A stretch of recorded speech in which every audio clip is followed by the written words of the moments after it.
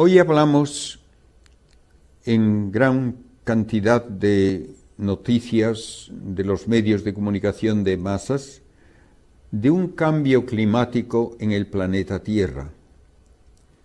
Creo que es interesante que nos demos cuenta de que la Tierra es habitable por una serie de condiciones de su atmósfera, de los océanos, de su temperatura, de todo cuanto ocurre incluso en el plan geológico, la actividad de los volcanes, lo que nos viene del espacio, cuerpos que chocan con la Tierra, rayos cósmicos, radiaciones diversas. Todo esto influye en que la Tierra sea habitable a largo plazo. Naturalmente, hablamos a largo plazo con respecto a la vida humana, porque a muy largo plazo los factores, sobre todo de tipo astronómico, nos llevan a decir que la Tierra no fue habitable al principio y tampoco lo será en un futuro muy lejano. Básicamente, el Sol, como estrella, está agotando su combustible y llegará un momento en que tendrá una transformación que le convertirá en lo que llamamos una gigante roja, y en esa situación el Sol producirá tanta luz y calor y aumentará de tamaño tanto que volatilizará probablemente a los planetas Mercurio y Venus, causará que se evaporen los océanos y que se pierda la atmósfera terrestre, y la Tierra, en esas condiciones, se convertirá en un astro estéril, como lo es la Luna. Pero bien, eso, primero, no nos concierne, porque serán millones de años antes de que ocurra, y segundo, no lo podemos evitar, no podemos hacer nada. Lo que sí podemos pensar que puede ocurrir a corto plazo, que la actividad humana influya en la habitabilidad del planeta, y desde luego puede haber también, como ha habido en el pasado dentro de la historia humana, cambios climáticos por diversas razones. Todo esto nos obliga a pensar si estamos ahora realmente siendo testigos de un cambio climático importante, y segundo, ¿a qué se debe ese cambio climático? Y tercero, ¿qué medidas podemos nosotros tomar para que sus efectos sean más llevaderos? La Tierra, a lo largo de miles de millones de años, ha tenido cambio climático muy drástico en diversas ocasiones. Primeramente, la Tierra original no tenía atmósfera. Su temperatura era, por lo tanto, en la parte donde el Sol brillaba, probablemente de varios cientos de grados sobre cero, y en la parte no iluminada por el Sol, tal vez de 200 grados bajo cero. La primera atmósfera terrestre que arropó al planeta se debió sobre todo a erupciones volcánicas, que producen gran cantidad de anhídrido carbónico, y el anhídrido carbónico, en lo que llamamos el efecto de invernadero, atrapa el calor del Sol y produce una temperatura más uniforme en todo el planeta, porque esa especie de colcha de aire caliente afecta a todo el planeta, no solo donde está brillando el Sol. La Tierra original tampoco tenía agua, y recibió el agua sobre todo por la caída de miles y millones de núcleos de cometas. El agua tiene también este efecto de invernadero. En realidad, en el momento actual, se calcula que más del 60% del efecto de invernadero que hace habitable a la Tierra se debe al vapor de agua. El anhídrido carbónico, el metano, otros gases contribuyen mucho menos. A lo largo de muchos millones de años ha ido disminuyendo la cantidad de anhídrido carbónico en la atmósfera. Por otra parte, ha ido aumentando la cantidad de oxígeno y también probablemente la cantidad de vapor de agua. El resultado es que desde hace miles de años la atmósfera terrestre ha mantenido una temperatura bastante uniforme durante todo el planeta, con unas variaciones de pocos grados. Pero una variación de pocos grados ya puede ser suficiente para que se dé una época glacial. Se ha calculado que bastaría un cambio de 2 grados o 3 para que hubiese una época glacial si disminuye la temperatura en esa cantidad, o para producir, por el contrario, una época, podríamos decir, tropical, si aumenta la temperatura. ¿Cómo podemos saber cuáles eran las temperaturas en la antigüedad? Una de las maneras de hacerlo, la más obvia, es estudiando fósiles. ¿Qué tipo de plantas ocurrían en un momento determinado en una zona determinada de la Tierra? Otra manera que puede incluso aplicarse donde no hay fósiles de plantas es el estudio de las proporciones de dos tipos de oxígeno, dos isótopos de oxígeno. El oxígeno normal tiene 16 partículas en el núcleo, pero hay un oxígeno pesado que tiene 18. La proporción entre esas dos formas de oxígeno depende de la temperatura cuando se forma, por ejemplo, el caparazón, la cáscara de una almeja o un coral. Con todos estos métodos y también con el estudio de muestras de hielo que se extraen hasta de kilómetros de profundidad en la Antártida y en Groenlandia, sobre todo, se puede reconstruir la historia de los cambios climáticos en la Tierra. Y tenemos que aceptar que ha habido en varias ocasiones periodos glaciares, incluso en épocas en que había mucho anhídrido carbónico en la atmósfera. De modo que no es sencillamente el cambio climático algo que se atribuye automáticamente a la cantidad de anhídrido carbónico. Ha habido otros factores y todavía no los sabemos en detalle. Hoy hablamos mucho de este cambio climático, sobre todo en cuanto pensamos que la actividad humana, sobre todo la industria que produce gran cantidad de anhídrido carbónico, como es la industria que utiliza el carbón y el petróleo para producir energía, que eso va a llevar a que se fundan todos los glaciares, las capas de hielo que hay, sobre todo en Groenlandia y en la Antártida, que esto va a cambiar el nivel de los océanos y que todo ello nos obliga a tener ya una responsabilidad mucho mayor para no continuar contaminando la atmósfera con los productos de estas centrales de carbón o con el uso del automóvil que quema los combustibles fósiles. El calor de la Tierra lo recibe del Sol, y esto es la fuente principal de todos los factores que afectan el clima.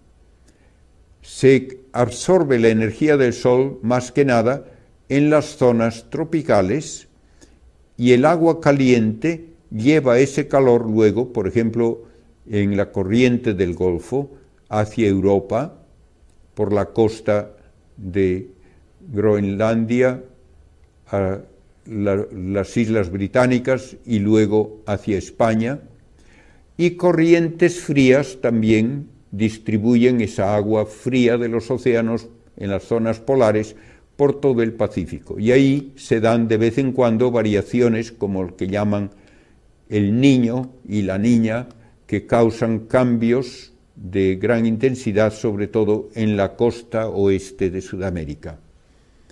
Todo esto se ve influido a lo largo de muchos millones de años por la disposición de los continentes. Naturalmente, si estaban antes unidos Sudamérica y África, no podía haber esas corrientes que hoy hay. Y los cambios climáticos de épocas pasadas, en gran parte, parecen atribuibles a estas corrientes oceánicas. Hay también actividad volcánica, y la actividad volcánica puede contaminar la atmósfera. Y naturalmente, si hay gran cantidad de anhídrido carbónico y de polvo de los volcanes, pueden darse fenómenos que todavía no podemos especificar en detalle, porque si aumenta la temperatura, aumenta la evaporación de los océanos. Hay entonces más anhídrido carbónico porque lo sueltan los océanos, y hay también más agua. Y todo esto atrapa más calor. Pero por otra parte, el aumento de humedad en la atmósfera hace que haya más nubes, y las nubes reflejan la luz y el calor del sol. Es muy difícil estar completamente en lo cierto cuando se calcula el efecto de cada uno de estos factores.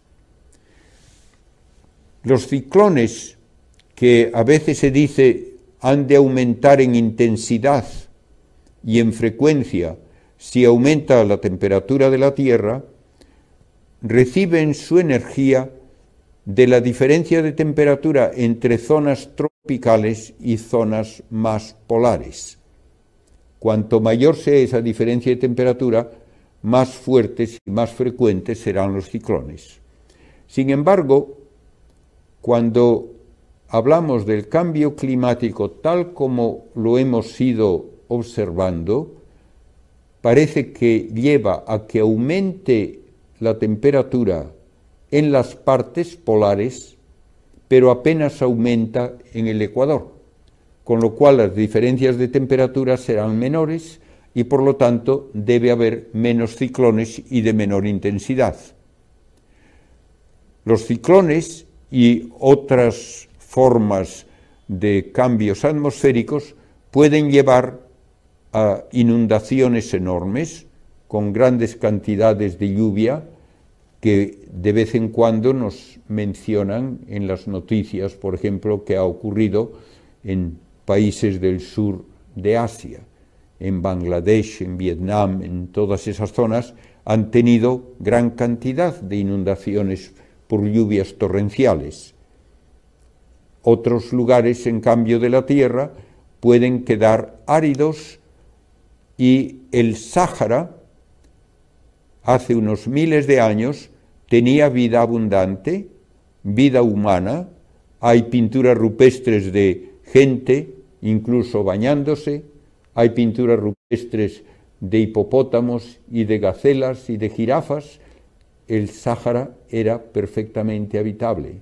Luego, mucho antes de que la industria humana interviniese, vino un periodo de sequía, de calentamiento, y hoy el Sáhara es el prototipo de un lugar árido, sin vegetación, sin agua.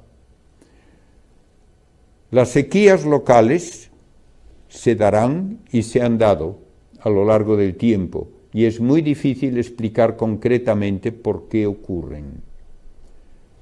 De un lugar a otro hay, por lo tanto, estas variaciones, desde inundaciones a sequías, y la actividad humana puede tener que ver con ellas, en eso estamos de acuerdo. Pero vean que ha habido períodos glaciales en que la mayor parte de lo que hoy es zona templada en Europa era una zona cubierta de hielo. Había muy poca zona templada. Había muy poca zona de lo que llamamos mediterránea, que es el clima típico de estas naciones como España, que están a esa latitud alrededor del Mediterráneo.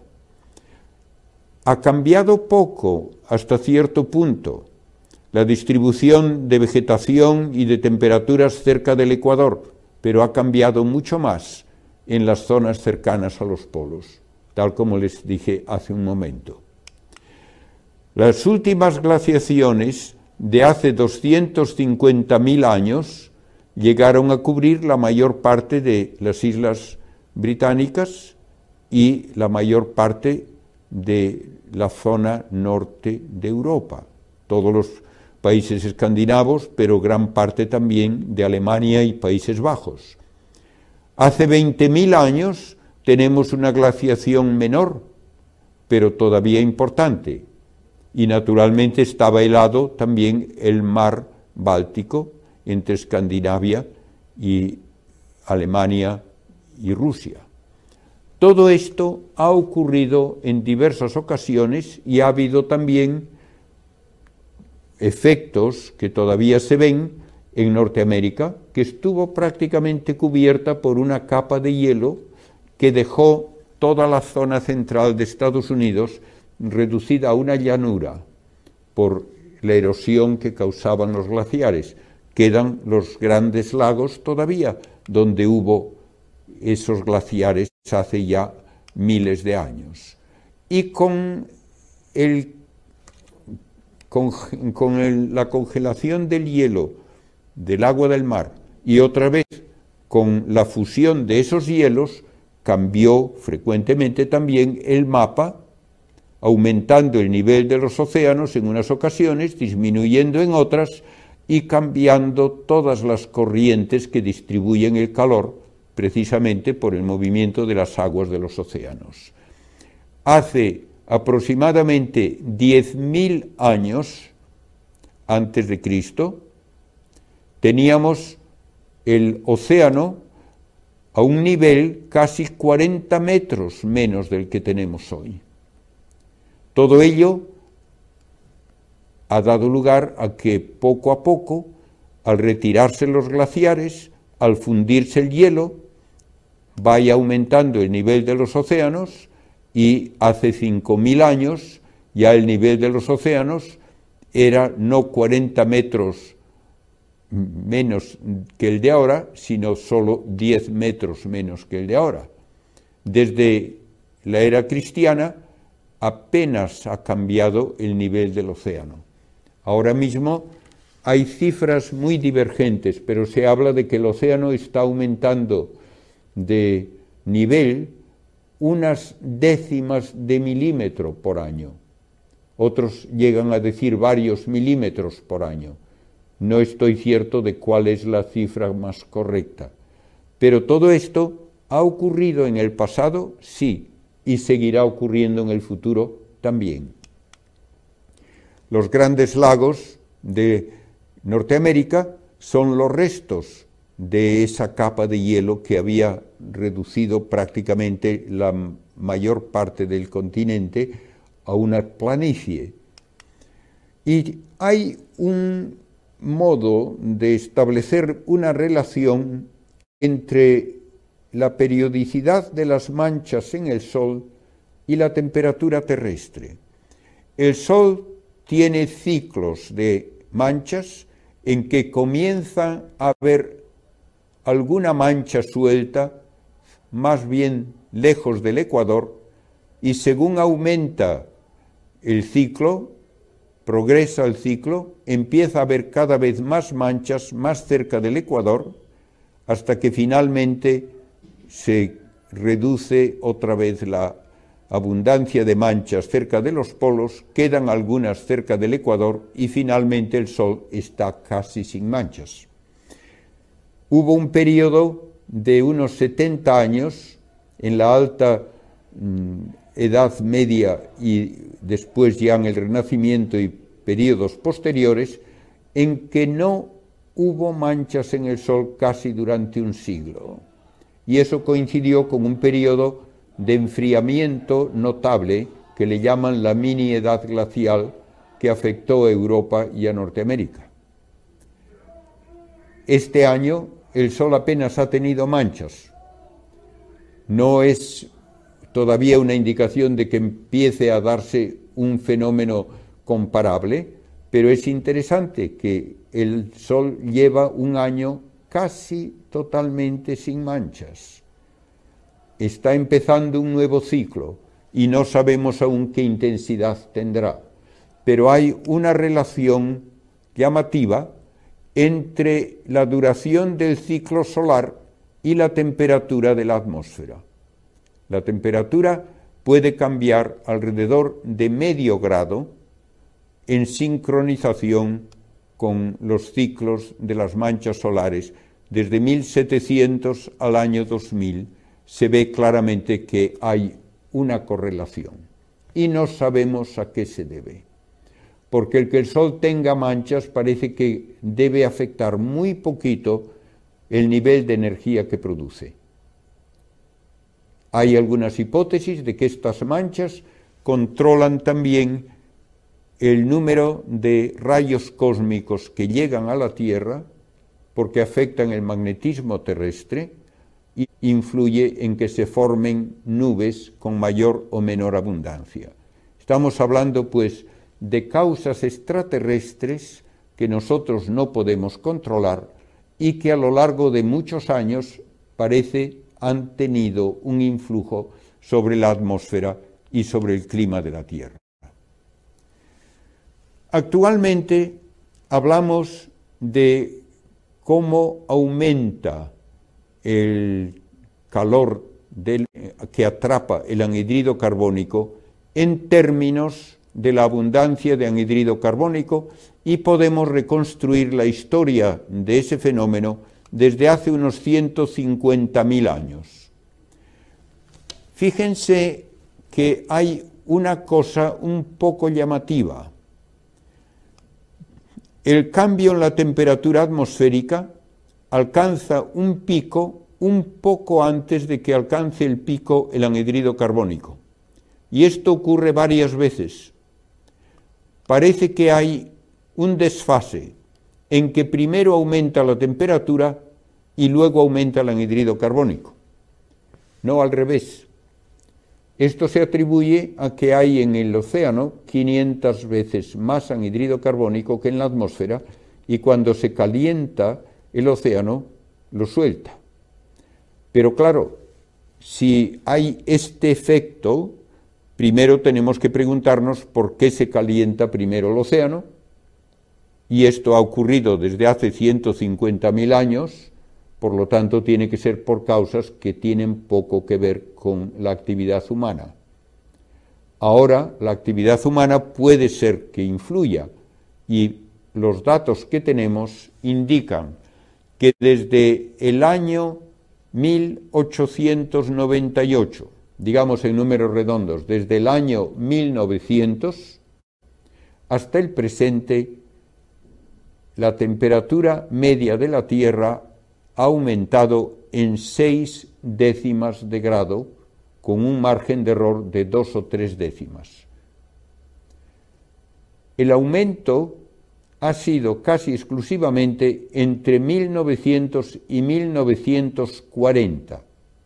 Por tanto, antes de que hubiese la enorme proliferación de automóviles y de industria que caracteriza la segunda mitad del siglo XX.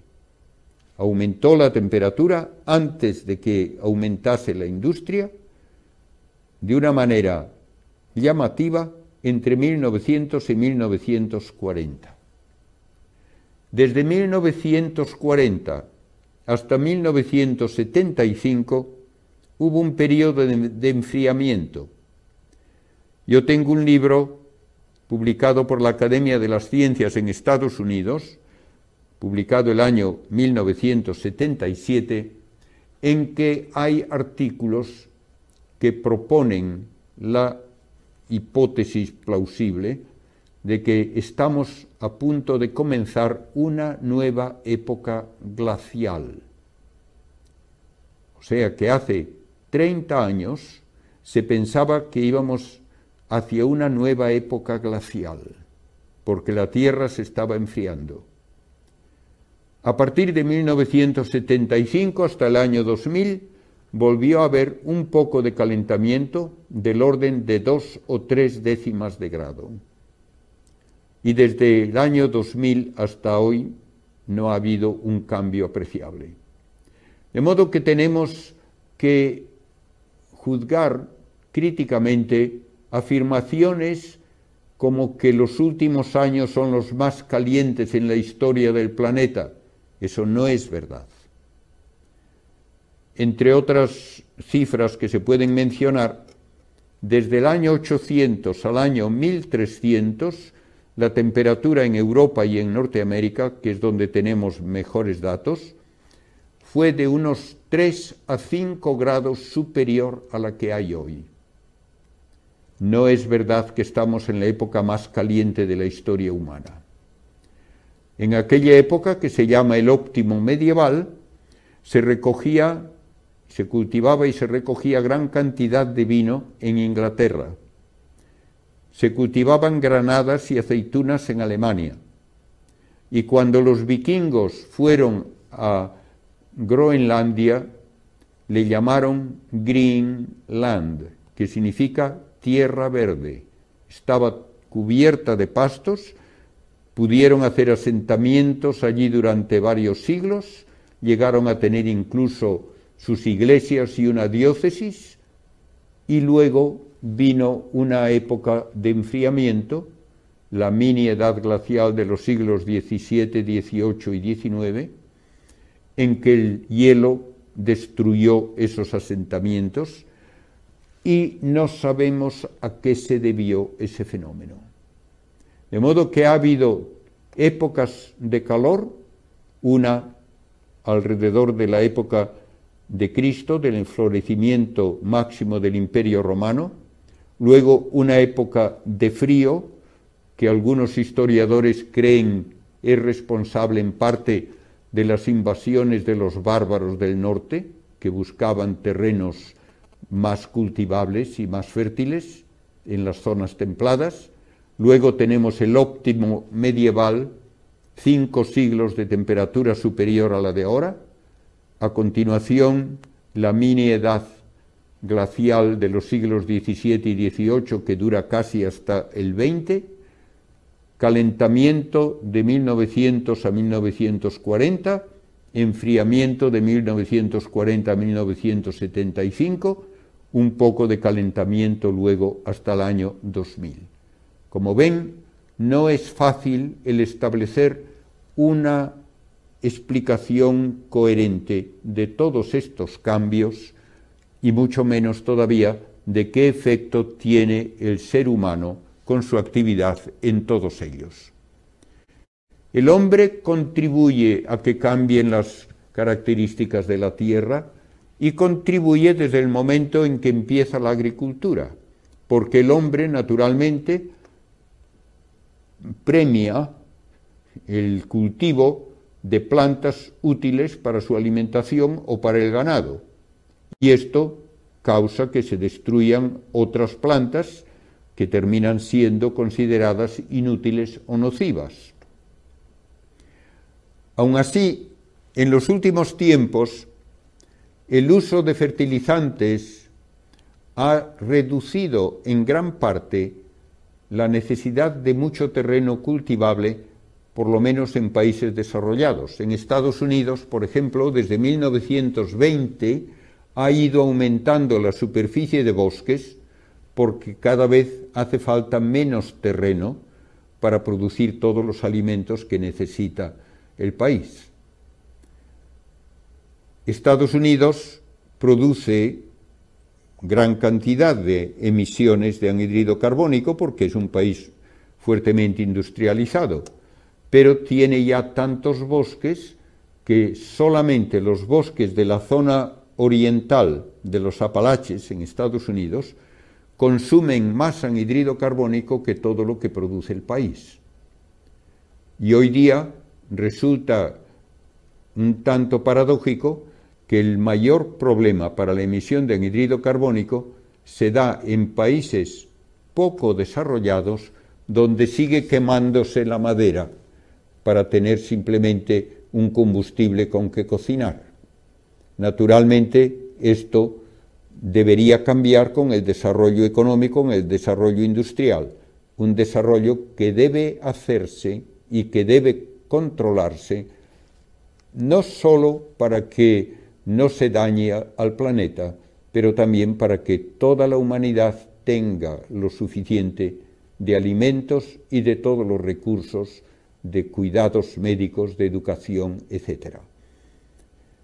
A veces se habla de que la Tierra tiene ya demasiados habitantes para sus recursos. Esto es muy discutible. He tenido la oportunidad de asistir a un congreso en Filadelfia hace 3 años, donde en la misma sesión del congreso 2 estudios científicos diferían totalmente en lo que decían acerca de la posibilidad de alimentar a la población mundial. En uno de los trabajos se afirmaba que la Tierra no puede sostener a largo plazo el número de gente que ahora hay.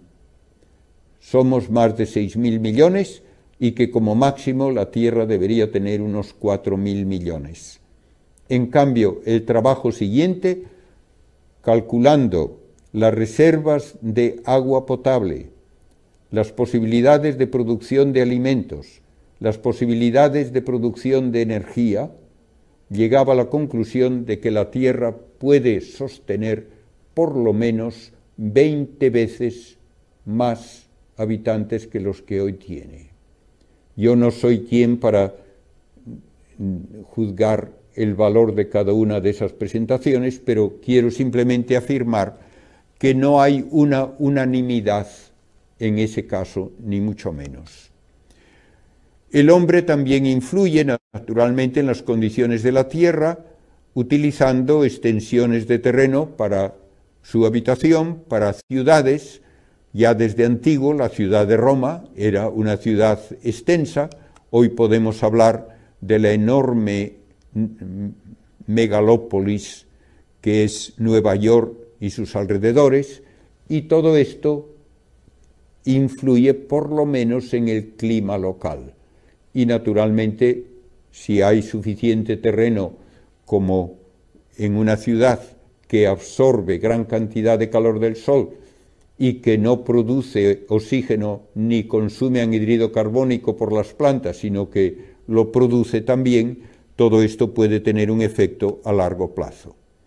Más en detalle, ha habido ya maneras de explotar el entorno que han sido muy poco responsables y que han llevado, por ejemplo, a que se secase el mar de Aral en Siberia. Por otra parte, se hacen de vez en cuando pantanos, como el de Asuán en Egipto, que sí hacen más habitable, por lo menos, ese entorno, y que recogiendo agua contribuyen a que otras zonas sean fértiles. El problema final que se encuentra siempre al hablar de cambios climáticos es que hace falta producir energía.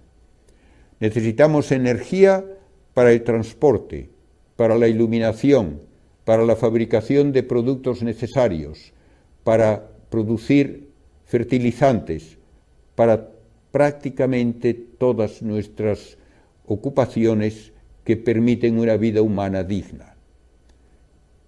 La alternativa a producir energía es volver a la edad de piedra, y nadie, lógicamente, quiere eso, ni sería tampoco legítimo el imponer a país alguno el que no pueda desarrollarse. La energía que más utilizamos en su forma más flexible es la energía eléctrica. Y esta energía eléctrica se puede obtener de diversas maneras. Hoy se habla mucho de la energía fotovoltaica, obtener la electricidad mediante células que captan la luz del sol. Naturalmente esto es muy positivo, pero tiene también sus limitaciones. El sol no brilla 24 horas cada día y no brilla con igual intensidad en todas las partes de la Tierra.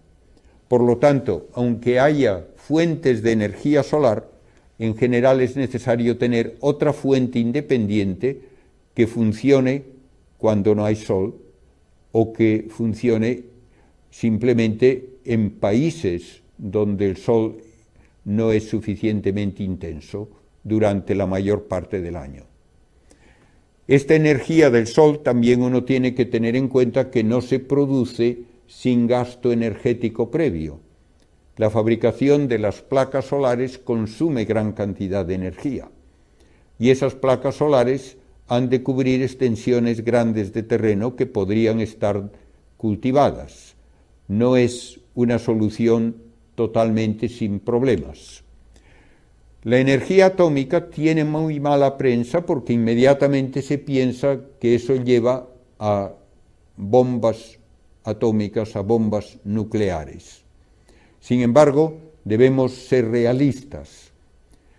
En Estados Unidos, una cuarta parte de toda su energía la producen las centrales nucleares y no han tenido ni un solo accidente mortal en más de 50 años. Francia produce casi 3/4 partes de su energía con centrales nucleares. En España se ha renunciado, en parte por presiones terroristas, a la energía nuclear y estamos comprándole en cambio a Francia la energía que necesitamos. Rusia, a pesar de todo lo que han dicho en contra de las centrales nucleares de Occidente, ha tenido también centrales nucleares y sigue teniéndolas, y es el único país donde se ha dado un accidente que causó víctimas humanas. De modo que hay que tener en cuenta que no puede producirse energía de ninguna manera que no tenga algún efecto desagradable. El efecto desagradable puede ser de tipo estético. No me gusta ver los molinos de viento que producen energía en lo alto de los montes. No me gusta ver un pantano porque eso cambia el entorno. No hay manera de producir energía sin que haya algún efecto que uno podría llamar desagradable. Tenemos que pesar los pros y los contras de cada forma de producir energía. Estamos quemando gran cantidad de combustibles fósiles y con razón se dice que contaminan mucho, así es. Incluso se puede decir que aunque no contaminasen, es un despilfarro el utilizar combustibles fósiles que son insustituibles para gran cantidad de la industria actual, prácticamente para la producción de plásticos, de medicamentos, de abonos, hace falta la materia prima que son los combustibles fósiles. De modo que es muy deseable que no se agoten. Y para eso hay que encontrar alternativas. La producción de energía hoy día, en gran parte, se hace mediante combustibles fósiles, el carbón, el petróleo. Los combustibles fósiles son una fuente de materia prima que no puede derrocharse quemándolos. Hacen falta como materia para producción de alimentos, de algún tipo de fertilizante, para la industria farmacéutica, para la industria de plásticos y por lo tanto influyen en gran cantidad en todo lo que es nuestra vida diaria, en el construir aparatos de todo tipo. Uno debería evitar, por lo tanto, el quemar esos combustibles. Hay otras causas de cambio climático que ya he mencionado, pero que no podemos controlar, como por ejemplo erupciones volcánicas. Se han dado casos como el de la erupción del Krakatoa en las islas de la Sonda en Indonesia, donde durante la erupción se emitieron a la atmósfera tantos miles o millones de toneladas de polvo y de gas que afectó incluso a las puestas del sol en Europa durante varios años. El resultado de toda esta actividad, tanto humana como natural, es que va aumentando la cantidad de anhídrido carbónico en la atmósfera y ha aumentado en unas 50 partes por millón desde 1958 al año 2000. Todo esto puede naturalmente influir también en el crecimiento de las plantas. Cuando hay más anhídrido carbónico, las plantas pueden crecer más rápidamente y el resultado total es muy difícil de evaluar, de saber qué es lo que más favorece o daña al entorno de la Tierra. Se ha hecho una extrapolación que bastantes autores discuten a partir del calentamiento que desde 1850 al año 2000 es una fracción de grado, para decir que con este ritmo va a continuar a darnos varios grados más para el año 2050. Creo realmente que lo que tenemos aquí de un cambio de una fracción de grado hasta el presente no justifica la extrapolación a varios grados en los próximos 50 años. Uno podría decir que también aquí se podía haber extrapolado que iba a continuar de esa manera y no lo hizo. Por lo tanto, es bastante discutible todo lo que se puede calcular con modelos de ordenador que no tienen una base de datos suficientemente amplia para ser fiables. Mientras tanto, está aumentando la cantidad de anhídrido carbónico en la atmósfera, pero ya no es ahora una cuestión de que un país solo contribuya la mayor parte. Hace 50 años se podía decir que Norteamérica contribuía el 45% del anhídrido carbónico que emitido en la atmósfera. Ahora Norteamérica solo contribuye el 27%. Tenemos países como Rusia, como China, que están contribuyendo cada vez más porque se están industrializando rápidamente, y otros países en vías de desarrollo siguen contribuyendo también, aunque sea solo por quemar madera.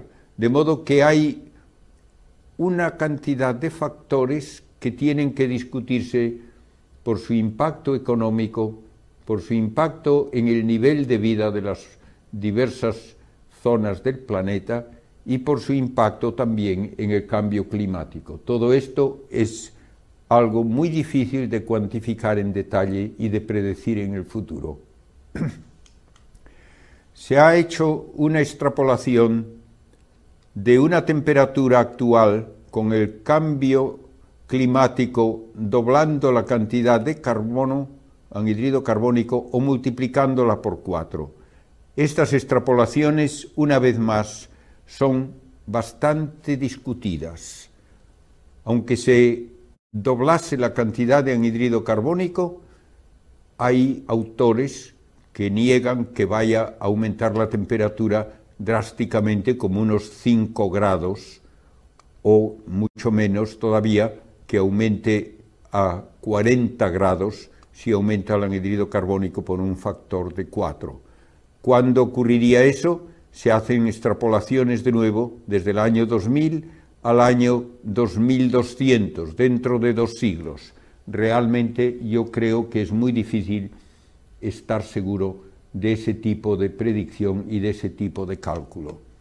Finalmente, podemos decir que vivimos en un planeta donde todas las formas de vida están interconectadas, dependen todas del medio ambiente. El hombre influye no solamente en el calentamiento global, influye en la selección de plantas que proliferan más porque son más útiles, de animales que consideramos más útiles, y todo eso tiene que sopesarse para causar el menor daño posible a todo el entorno. Y debemos recordar que somos administradores de nuestro planeta. no somos dueños despóticos. En el Génesis Dios puso al hombre en el jardín de Edén para que lo cuidase. Y Cristo nos dice que lo que hacemos a otros, se lo hacemos a Él. Por tanto, que el privar a la gente de una vida digna en algún lugar del planeta, ya sea ahora o en el futuro, para generaciones futuras, eso no es nunca una alternativa aceptable cuando hablamos de que hay que cuidar el entorno. El entorno solo se justifica como creación de Dios para el bien de la humanidad. Las montañas no tienen derechos ni deberes, tampoco las plantas tienen derechos o deberes, ni tampoco los animales. Solo el ser humano, inteligente y libre, es sujeto de derechos y deberes y debe utilizar su inteligencia y debe usar su libertad de una manera responsable para que toda la humanidad ahora y en el futuro pueda gozar de la casa común, esa casa común que la ciencia nos dice se ha preparado en toda la evolución del universo, en la evolución de nuestro planeta, y que tenemos que legar también a nuestros descendientes como la joya del sistema solar. Muchas gracias por su atención a todos.